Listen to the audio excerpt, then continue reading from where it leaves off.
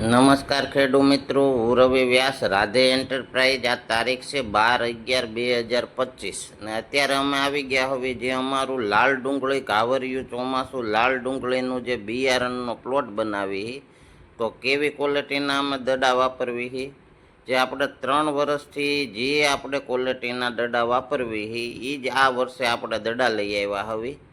જો આ રીતે આપણે ખાપધાપ ઢગલો છે હવે આમાંથી ગ્રેડિંગ થાય, જે ખરાબ માલ હશે એ બધો નીકળી જાય। આપણે જે સુપર ક્વોલિટીના દડા હશે એનું જ કટિંગ કરીને આપણે સોંપવી।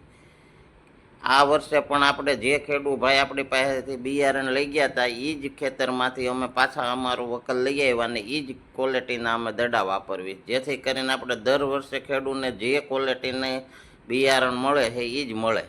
જો આ રીતનું અમે આ બધું ગ્રેડિંગ થાય છે, આમાંથી ખરાબ માલ છે એ બધો અમે કાઢતા જ આવીએ છીએ। જે સારી ક્વોલિટીના સુપર દડા છે એ જ અમે કટિંગ કરવાના હવે।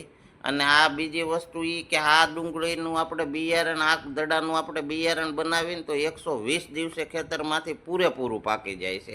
110 થી 20 દિવસમાં છે ને ડુંગળી નીકળી જાય છે અને સાટણીમાં એક હરખું આ દડાનું બિયારણ બને છે એટલે એક હરખી ડુંગળી થાય છે ખેતરમાં।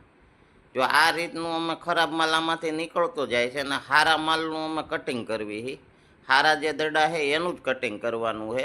અને આ તમે જો ઢગલો તમને બતાવી દો કે આ રીતનું કટિંગ કરીને આમાંથી હવે સોપણ ચાલુ થાય।